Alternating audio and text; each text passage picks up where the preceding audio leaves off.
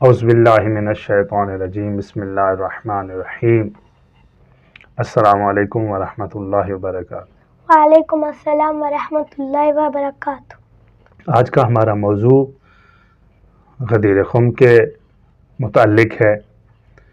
ہم غدیر خم کے موضوع پر گفتگو کریں گے مختصر سی، اور اس کے بعد سید محمد رؤف کی خدمت میں چلیں گے اور ان سے کچھ سوال پوچھیں گے۔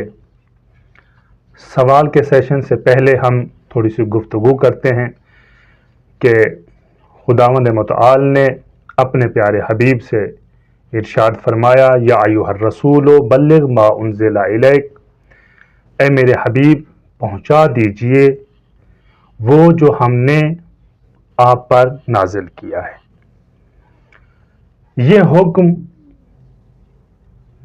غدیر خم سے پہلے جب رسول خدا صلی اللہ علیہ وآلہ وسلم مکہ میں حجۃ الوداع کر رہے تھے، آخری حج فرما رہے تھے، اصحاب بھی ساتھ تھے، تو کئی مقام پر یہ حکم نازل ہوا اور پاک پیغمبر کو حکم دیا گیا کہ آپ آج اپنی جانشینی کا، اپنے خلیفے کا اور اپنے جانشین کا اعلان فرما دیجئے، بتا دیجئے زمانے کو کہ آپ کے بعد آپ کا جانشین کون ہوگا۔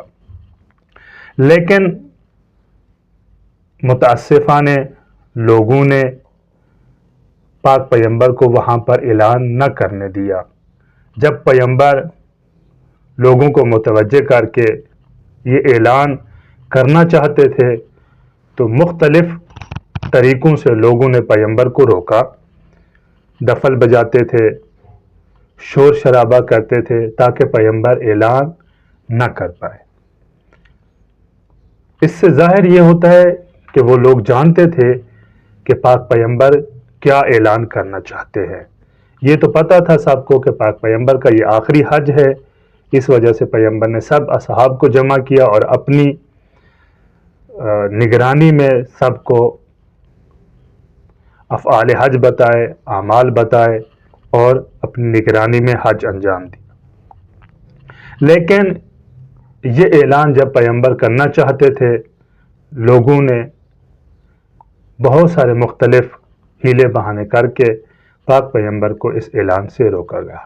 لیکن جب پیغمبر حج تمام کر کے واپس پہنچے اور ایک جگہ پر جس کا نام غدیر خم ہے وہاں پہنچے تو خداوند متعال کا لہجہ بدل گیا، جس کی وجہ سے پیغمبر کا بھی لہجہ بدلا اور سخت الفاظ میں، بلکہ پیغمبر کو پروردگار نے عہدے سے مخاطب کر کے فرمایا، یا ایھا الرسول بلغ ما انزل الیک، میرے حبیب اب وقت ہے پہنچا دیجئے اس کو جو ہم نے آپ کو بھیجا ہے، جو ہم نے آپ پر نازل کیا ہے۔ فَإِن لَّمْ تَفْعَلْ، اور اگر آپ نے ایسا نہ کیا، یہاں پر یہ ان لم تفعل بتا رہا ہے کہ صرف پیغام پہنچانا نہیں ہے بلکہ کوئی ایسا عمل بھی ہے جو کر کے دکھانا ہے۔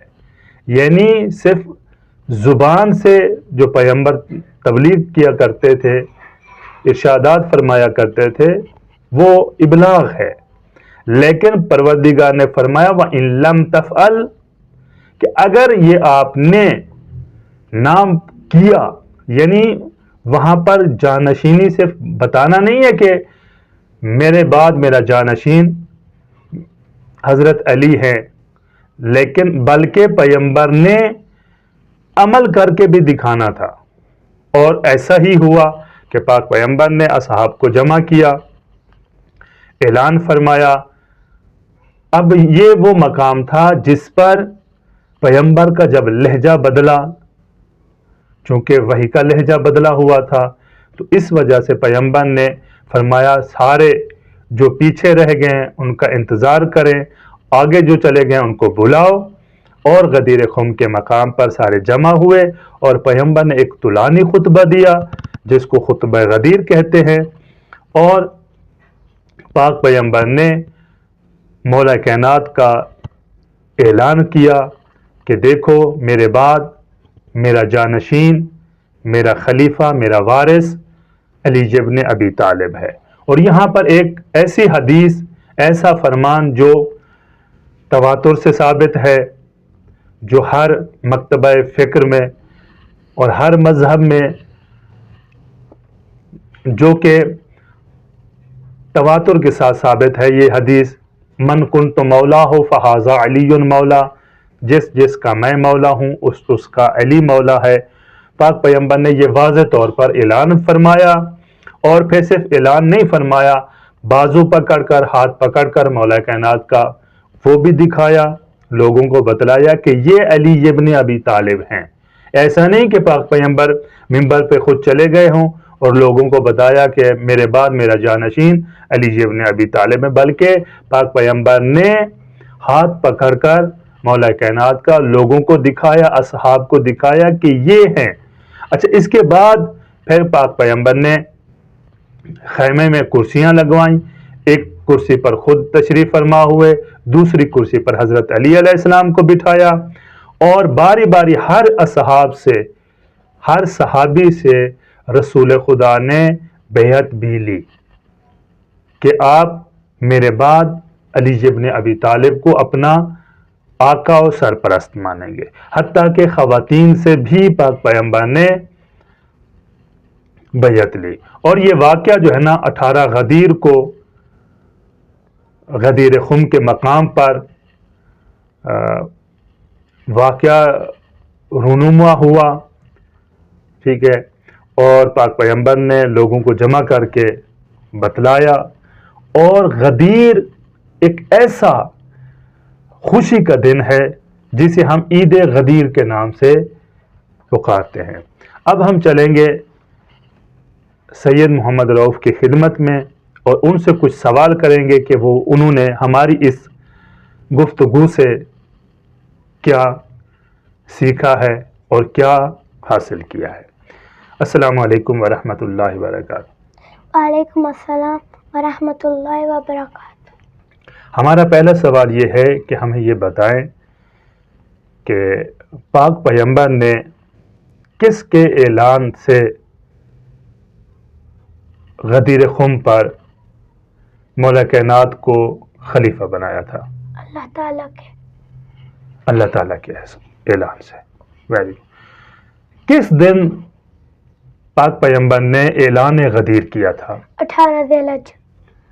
ویری گڈ، 18 ذی الحج کو پاک پیغمبر نے اعلان غدیر کیا تھا۔ تیسرا سوال ہمارا یہ ہے کہ کس کا ہاتھ پکڑ کر پاک پیغمبر نے منبر پر کھڑے ہو کر بلند کر کے لوگوں کو بتلایا تھا کہ یہ میرے بعد میرا جانشین ہے؟